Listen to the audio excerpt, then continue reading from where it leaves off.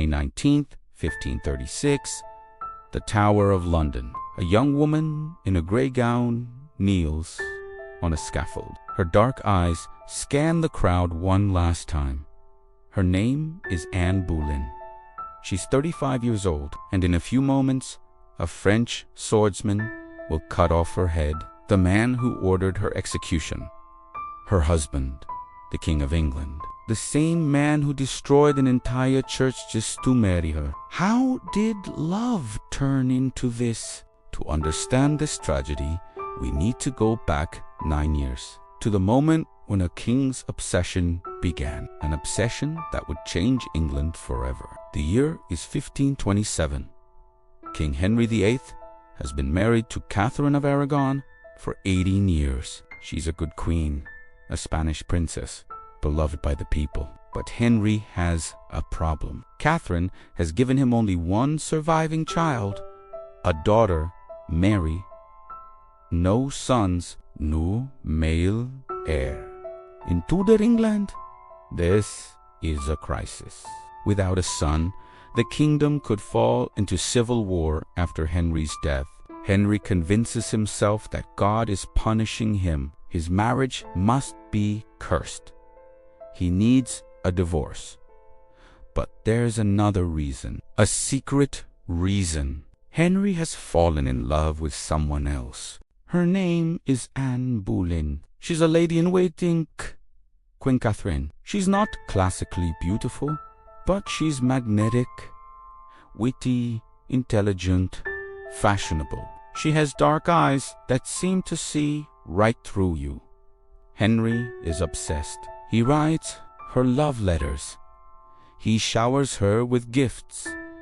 He promises her the world, but Anne refuses to become his mistress. She's watched her own sister, Mary Boleyn, be used and discarded by the king. She wants more. She tells Henry, "I will only be yours if I can be your wife, your queen." It's a dangerous gamble, but it works. Henry's obsession deepens. If he can't have her any other way, he'll marry her, no matter the cost. There's just one problem. He's already married. And in 1527, divorce is controlled by the Catholic Church, by the Pope in Rome. Henry petitions Pope Clement VII for an annulment. He argues that his marriage to Catherine was never valid because she was previously married to his dead brother. But Pope Clement refuses.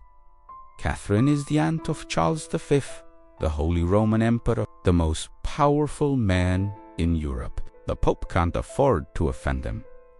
Henry is furious. For 2 years, he waits, he negotiates, he pleads. Nothing works. Anne is waiting too. She's now in her late 20s. Her reputation is being destroyed by court gossip. People call her a homewrecker, a temptress, a witch. But she holds firm. Marriage or nothing. Finally, Henry makes a decision that will gin-shake Europe. If the Pope won't give him what he wants, he'll create his own church. In 1533, Henry breaks with Rome. He declares himself supreme head of the Church of England. He grants himself his own divorce. It's unprecedented, shocking, revolutionary. 1,000 years of Catholic tradition shattered, all for one woman. On January 25th, 1533, Henry and Anne marry in secret. She's already pregnant. On June 1st, 1533, Anne is crowned Queen of England in a lavish ceremony. She walks through London in a white dress, her dark hair flowing. Crowds watch in silence. Some cheer, most don't. Anne is deeply unpopular. The people loved Catherine. They see Anne as an intruder. But Anne doesn't care. She's won. She's queen, and she's carrying the heir to England. On September 7th, 1533, Anne gives birth. Henry waits anxiously. This child will justify everything. The break with Rome, the scandal, the risk, but the baby's a girl.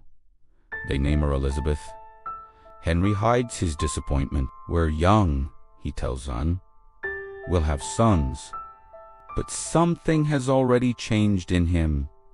The obsession is fading. The reality is setting in.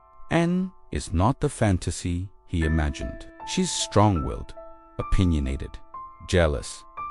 She argues with him. She interferes in politics. She's not the submissive wife he expected.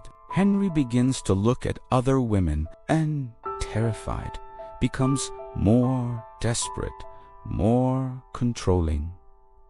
The more she pushes, the more he pulls away. In 1534, Anne gets pregnant again, but she then again in 1535. Another miscarriage. Henry starts to believe the same thing he believed about Catherine. God is punishing him. This marriage is cursed. By 1536, Henry has found someone new. Jane Seymour. She is everything Anne is not. Quiet, obedient, traditional. Henry is infatuated. But there's a problem. Henry is already married. Again, and this time, divorce isn't enough. And knows too much. She's too proud to go quietly. And legally, she's still the rightful Queen of England. Henry needs her gone permanently. In April 1536, Henry's chief minister, Thomas Cromwell, manufactures charges against Anne. She's accused of adultery with 5 men, including her own brother. She's accused of treason, of plotting to kill the king. The charges are absurd, completely fabricated. But in Tudor England, the king's word is law. On May 2nd, 1536, Anne is arrested at Greenwich Palace. She's taken by barge to the Tower of London, the same place where she stayed before her coronation 3 years earlier. Then she arrived as a queen.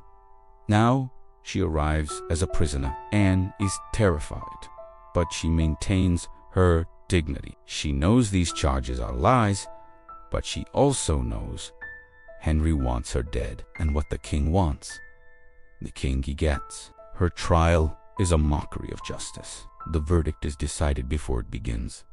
Guilty on all counts. The sentence, death. Anne is given a choice: burning at the stake or beheading. She chooses beheading. It's quicker, more merciful. Henry, in a twisted final gesture of kindness, imports a French swordsman from Calais. A sword is cleaner than an axe, less painful.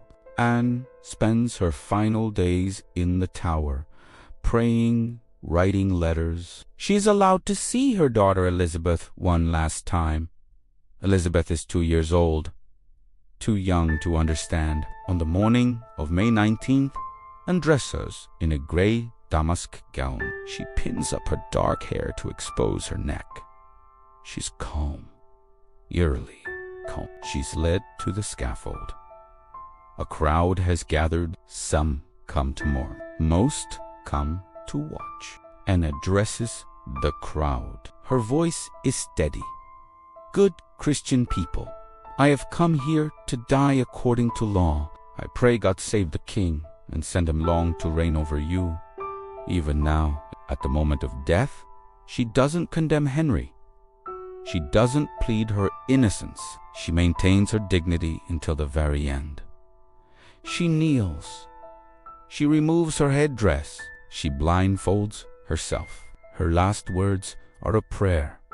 To Jesus Christ I commend my soul. Lord Jesus, receive my soul. One swift stroke. It's over. Anne Boleyn is dead. The woman a king destroyed a church to marry. The woman he killed 3 years later. 11 days after Anne's execution, Henry marries Jane Seymour.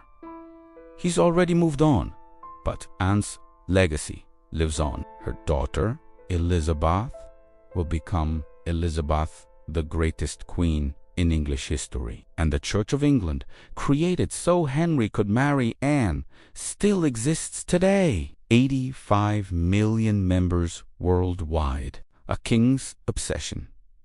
A woman's ambition. A love that became a tragedy. If this story moved you, subscribe to Imperial Secrets for more tragic romances from history. Next time, we reveal the forbidden affair that nearly destroyed the French throne.